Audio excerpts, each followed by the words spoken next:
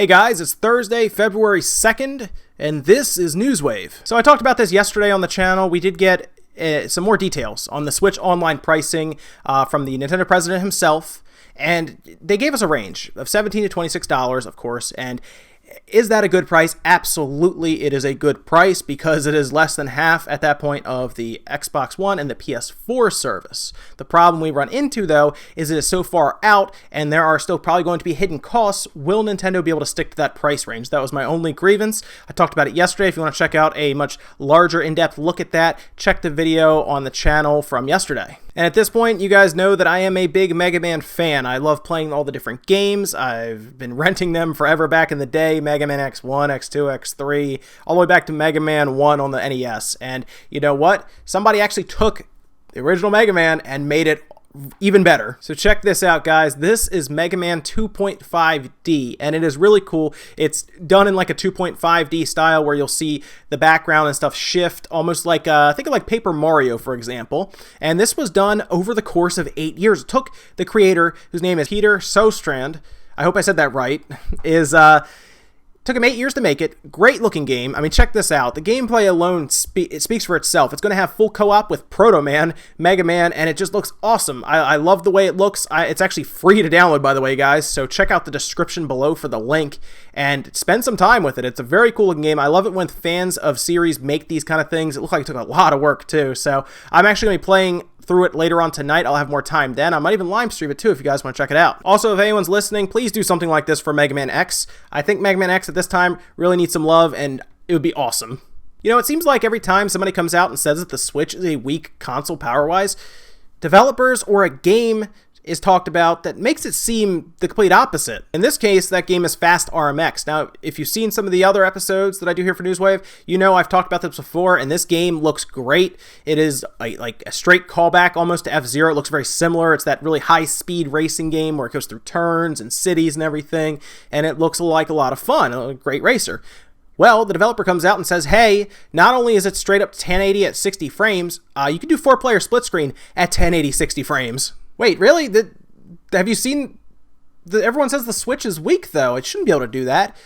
Apparently it can. 1080 60 frames, even with 4 people playing. Now, I assume this is in dock mode because I don't know how you do 4-player split screen on a 6.2-inch screen, at least not comfortably or easily. So if it's in dock mode, I think that's fine. The fact that you can have 4-player split screen anymore is great because so many companies seem to be moving away from that. I mean, they don't want to do that for some weird reason. I guess just to make more money, you know, you got to buy more systems, buy more game carts, all that stuff. But that's impressive. Now, the developer said they are going to use a dynamic changing resolution, which is common. Games like Halo does that. Games like Forza does that on the Xbox, for example. Horizon Zero Dawn is going to use that same method with the PS4 Pro, where the resolution will kind of lower if a lot of stuff's happening on screen, just to keep that smooth 60 frames per second rolling along. And really, you're not going to notice it anyway. You wouldn't notice it any of those games when you're playing because, honestly, if you notice that, you're not playing the game. You're probably trying to count pixels, and at that point in Fast RMX, you've probably crashed and lost. But it's good to see that companies, developers in particular, are squeezing a lot of power out of the smaller Switch. It's great that something that's smaller than a 3DS XL is able to push those kind of visuals at 1080p and 60 frames a second. It's crazy. And yesterday we had our first look at the Nintendo Switch Super Bowl ad. We had their 30-second advert, then a much longer, almost 2-minute advert that came out. And you know what? This is the best marketing Nintendo's done in a long time, especially if you compare the much longer, like I said, almost 2 minutes, it's like a minute 48 or something like that. If you compare that to the 30-second one, you can really see that they made it cut and dry with this 30-second ad.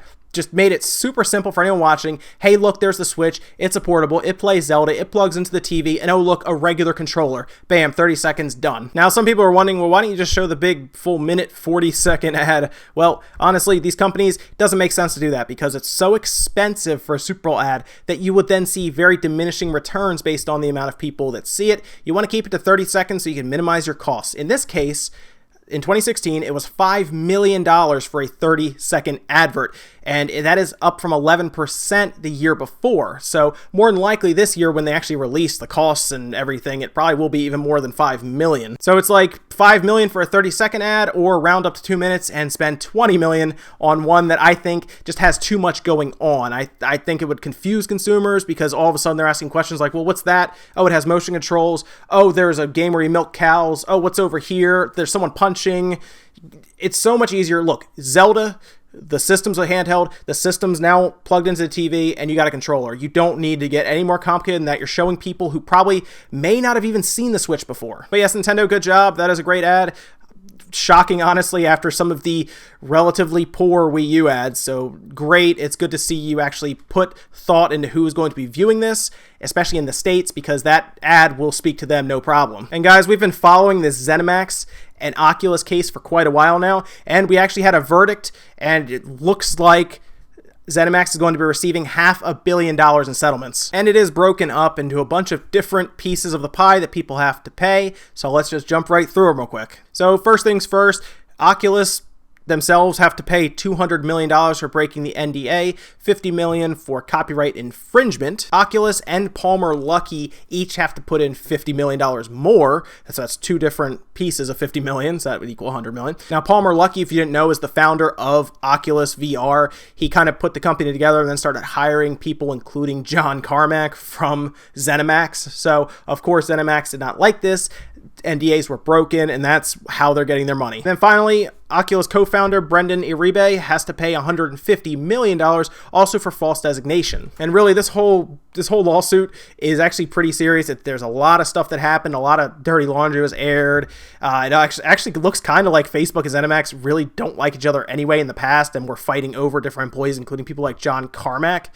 And you know what? It could be a whole video on its own. I'll just say that. It does look like Oculus is planning, at least Facebook is planning on appealing this entire thing anyway, so it'll probably keep going for a while. They're probably not going to pay out $500 million anytime soon, but we'll see if the courts and everything take the appeal and they can go do it again. And in that same interview with the president of Nintendo, where he talked about the range of prices for the online service, he also talked about VR a little bit. And all he really said was they are studying VR at this point. They're looking to see if they can actually make it attainable for the masses, and they really don't want to release it until it's good, is what they're saying. They don't want to release a terrible product, which I can understand. That's a good thing. You need to make sure it's not going to be some complicated mess. Nintendo definitely wants to more target the family, so they need to make sure that this thing is simple. And I don't think we're going to see VR anytime soon. I'm actually thinking 2 to 3 years from now we may see some sort of VR implementation released for the Switch,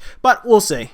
And Nintendo actually uploaded an entire video that was completely unedited. It was supposed to have stuff laid over the Switch screens. Instead, without that, it showed an entire Switch with developer mode on. Now, if you weren't aware, most of the times we see ads for anything really, even if you see like a TV on screen, even if it's Microsoft, Sony, Nintendo, it doesn't matter.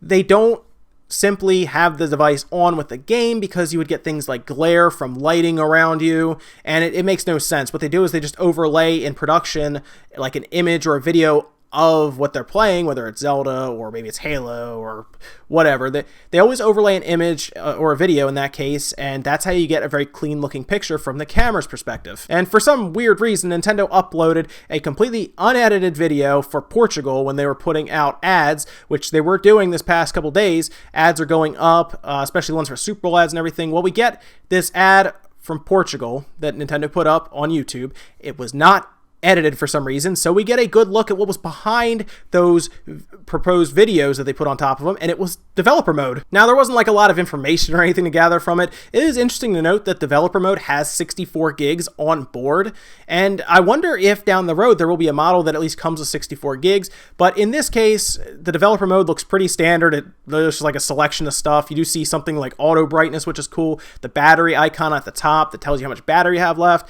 and then that proposed 64 gigs at the bottom as well. Needless to say, it was quickly taken down. However, screen grabs were found. That's how you're seeing images of it now. People were able to grab that before it came down, but you really can't find it anyway now. The video's gone. I'm sure somebody probably grabbed it, but Nintendo will probably have it taken down most places. And the PlayStation Plus network has finally updated their games, free games for February, which starts February 7th.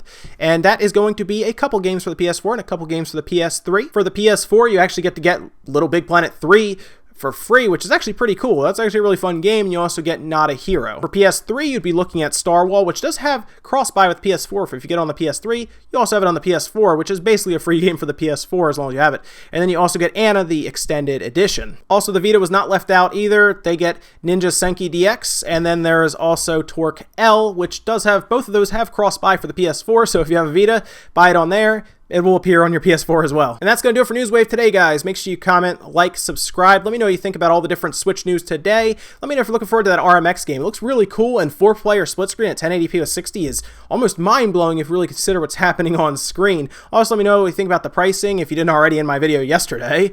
And let me know what you think about VR, or even ZeniMax and Oculus finally settling. Thanks for watching, guys, and I will see you next time.